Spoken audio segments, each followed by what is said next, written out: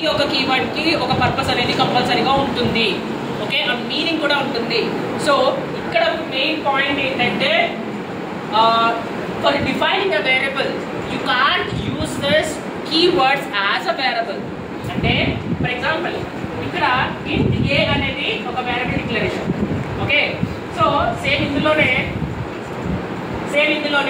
int float అని ఇచ్చారు. అంటే ఇక్కడ ఈ వేరియబుల్ నేమ్ అనేది a అని తీసుకున్నారు, ఇక్కడ వేరియబుల్ నేమ్ float అంటున్నారు. So as per our rules for declaring a variable, for defining a variable, so ఏంటంటే మన రూల్ ఏంటి? What is the first rule here? Variable cannot be a keyword. That means is it correct or wrong? It's wrong. అంటే variable ని మీరు create చేసేటప్పుడు what ever the keywords ఏవైతే ఉన్నాయో వాటిని వేరియబుల్ నేమ్ కింద మీరు డిక్లేర్ చేయకూడదు. ఓకేనా? బికాస్ ఆ కీవర్డ్స్ అన్ని కూడా ఫ్రీజ్ అంటే వాటి యొక్క పర్పస్ మీద ఆల్రెడీ డిఫైన్ చేసి ఉంటారు.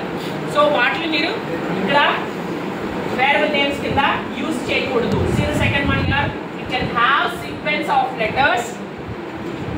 ఒకసారి చూడండి నోట్ మీద.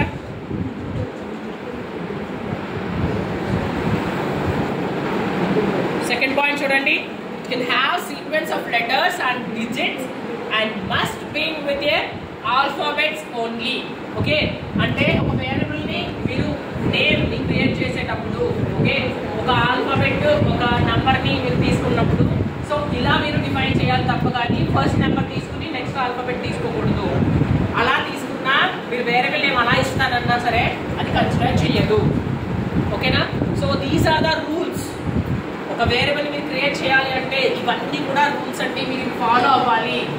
ఓకే, సో ఇవి ఫాలో అవ్వాలి సార్, నా ఇష్టం వచ్చినట్టు క్రియేట్ చేసుకుంటాను సార్ అంటే will not work.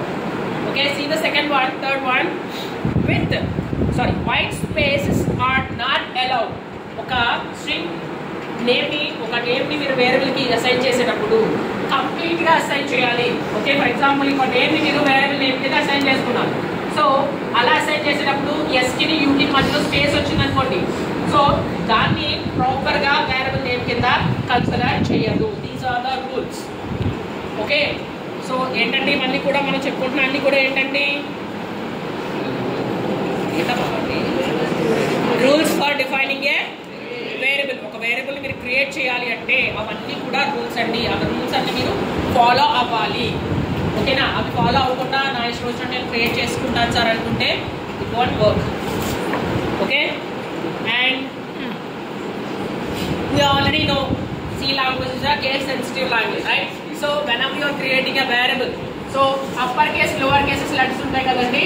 So example variables are case sensitive. మీరు ఏదైతే అప్పర్ కేస్ లెటర్ ఇచ్చి లోవర్ కేస్ లెటర్ ని కాల్ చేస్తారో, లోవర్ కేస్ లెటర్ ఇచ్చి అప్పర్ కేస్ లెటర్ ని కాల్ చేస్తారన్నా it will not work. So అదే చెప్తున్నాడు, variables are case sensitive. Upper case and lower cases alphabets treated as different. So అవి రెండు కూడా డిఫరెంట్. మీరు క్యాపిటల్ ఏ ఇచ్చి స్మాల్ ఏ కాల్ చేస్తారనుకోండి ఇట్ విల్ నాట్ వర్క్.